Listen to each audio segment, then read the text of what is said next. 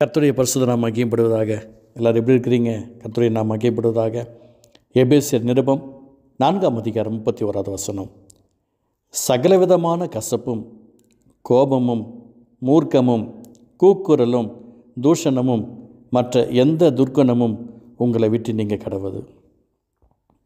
என்னங்க இப்படியாப்பட்ட வார்த்தைலாம் ஒன்றும் புரியலையே. எனக்கு பிரியமானவர்களே, நம்முடைய உள்ளத்தில் ஏதோ ஒரு கசப்பு இருக்கலாம், யாரை குறித்தோ ஒரு கசப்பு இருக்கலாம். யாரோ சொந்தக்காரங்களோ பந்தக்காரங்களோ வேலை செய்கிற இடத்துலையோ பிஸ்னஸ் பண்ணுற இடத்துலையோ யார் மேலேயோ ஒரு கசப்பு இருக்கலாம். அந்த கசப்பு உங்களுக்குள்ளே இருக்கக்கூடாது அப்படின்னு சொல்கிறார். ஏன் அப்படின்னு சொன்னால் 30வது வசனம் சொல்லுகிறது, நீங்கள் மீட்கப்படும் நாளுக்கென்று முத்திரையாக பெற்ற தேவனுடைய பரிசுத்தாவியை துக்கப்படுத்தாதிருங்கள். நம்ம பரலோகம் போனால் அதுக்கு போவதற்கு ஒரு முக்கியமான ஒரு விஷயம் தேவை. என்ன தேவைன்னா பரிசுத்தாவின ஒரு அபிஷேகம் தேவை. அந்த பரிசுத்தாவி எனக்குள்ளே இருக்கணும் அப்படின்னு சொன்னால் எனக்கு இதெல்லாம் இருக்கக்கூடாது, இல்லைன்னா துக்கப்பட்டு அவர் போயிடுவார் இல்லையா. அப்போ அந்த பரிசுத்தாவியை துக்கப்படுத்தாதிருங்கள்னு சொல்கிறார் இல்லையா. அதுக்காக தான் அந்த 31ஆம் வசனத்தில் கர்த்தர் நமக்கு சொல்கிறாரு, கசப்பு இருக்கக்கூடாது நம்ம உள்ளத்தில், இல்லத்தில் கசப்பு இருக்கக்கூடாது. ஏதாவது ஆமேன்னு சொல்லுவீங்க நினச்சேன், ஒன்றும் சொல்ல மாட்டேங்கிறீங்க.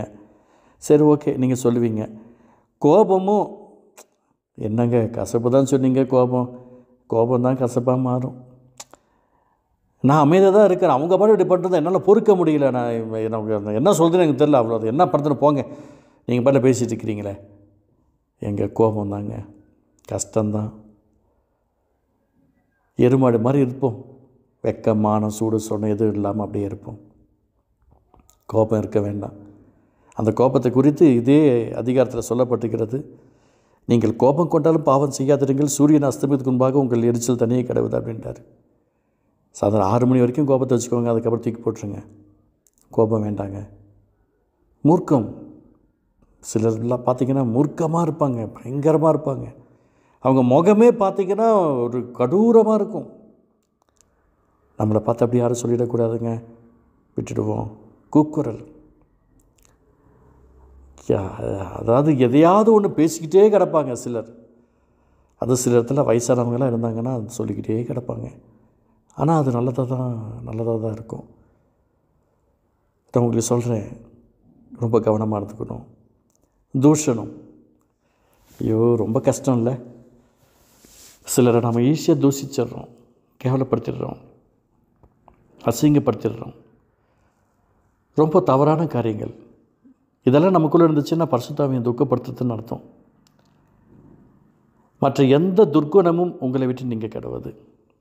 கெட்ட குணம், சில நேரங்களில் கெட்ட குணம் வந்துச்சு அப்படின்னா நமக்கே தெரியாது, திடீர்னு எரிச்சல் வரும். யார் என்ன பண்ணாலும் எரிச்சல் வரும். மனைவி மேலே எரிச்சல் வரும், பிள்ளைகள் மேலே எரிச்சல் வரும், பார்க்குறவங்க மேலே எரிச்சல் வரும், கணவன் மேலே எரிச்சல் வரும், அப்பா அம்மா மேலே எரிச்சல் வரும். பயங்கரமாக இருக்கும், ரொம்ப கஷ்டமான காரியங்களாக இருக்கும். இதெல்லாம் கெட்ட குணம், துர்க்குணம், நல்ல குணம் கிடையாது. இதெல்லாம் நமக்குள்ளே இருந்துச்சு அப்படின்னு சொன்னால் பரிசுத்தாவியை துக்கப்படுத்துகிறோன்னு அர்த்தம். நான் விசுவாசிக்கிறேன், இந்த வார்த்தையெல்லாம் நீங்கள் கேட்டுக்கிட்டு இருக்கிறீங்க, உங்கள் வாழ்க்கையில் ஒரு மாற்றம் உண்டாகும் என்பதை நான் நம்புகிறேன். எனக்கு பிரியமானவர்களே, சகலவிதமான கசப்பும் சகலவிதமான கோபமும் சகலவிதமான மூர்க்கமும் சகலவிதமான கூக்குரலும் சகலவிதமான தூஷணமும் சகலவிதமான எந்த துர்க்கணமும் உங்களை விட்டு நீங்கள் கடவுது அப்படின்றார். நாம் தான் அவைகள் என்ன பண்ணணும், தூக்கி போடணும். நாங்கள் இந்த வார்த்தையை கேட்டதுனால கஷ்டமாக இருக்குங்களா? நம்ம மீட்கப்படும் நாளுக்கென்று நம்ம மேலே பரிசுத்தாவியரோட அபிஷேகத்தை கற்றுக் கொடுத்து வச்சுருக்கிறார், முத்திரையாக பெற்றிருக்கிறோம். அந்த பரிசுத்தாவியை நம்ம துக்கப்படுத்தாமல் இருக்கணும் அப்படின்னு சொன்னால் இதெல்லாம் தூக்கி போடணும். தூக்கி போட்டு ரெடியாக இருக்கிறீங்களா? ப்ளீஸ், தயவுசெய்து உங்களை நான் கேட்குறேன், நமக்குள்ள ஒரு மாற்றம் வரணுங்க. நேற்று நீங்கள் வேலைக்கு போயிருந்தப்போ எப்படியோ ஒன்று இருந்திருக்கலாம், இன்றைக்கி போய் மன்னிப்பு கேட்டுருங்க, பரவாயில்ல. உங்கள் சொந்தக்காரங்கள்ட்ட யார்கிட்டையோ நீங்கள் யாராவது தப்பாக பேசியிருக்கீங்களா?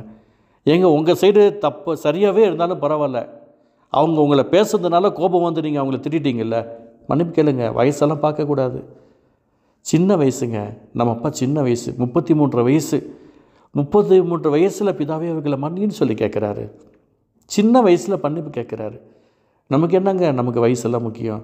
இட்ஸ் எ ஜஸ்ட் நம்பர், அவ்வளோதான். எனக்கு பிரியமானவர்களே, நான் விசுவாசிக்கிறேன், இன்றைக்கி உங்களுடைய வாழ்க்கையில் பரிசுத்தருடைய ஆசீர்வாதம் உங்களுடைய வாழ்க்கையில் நிறைவாக இருக்குன்னு தான் நம்புகிறேன். அன்பு தகப்பனே, சகலவிதமான கசப்பும் கோபமும் மூர்க்கமும் கூக்குரலும் தூஷணமும் மற்ற எந்த துர்க்குணமும் உங்களை விட்டு நீங்கள் கிடதுன்னு சொல்லிக்கிறீங்களப்பா. நாங்கள் இத்தனை நாள் பரிசுத்தாவை துக்கப்படுத்திட்டு இருந்தோம். இனி துக்கப்படுத்தாதபடிக்கு எங்களை இந்த வார்த்தை மூலமாக அர்ப்பணிக்கிறோம். கிருபை செய்யும். இயேசு நல்ல பிதாவே. ஆமேன், ஆமேன்.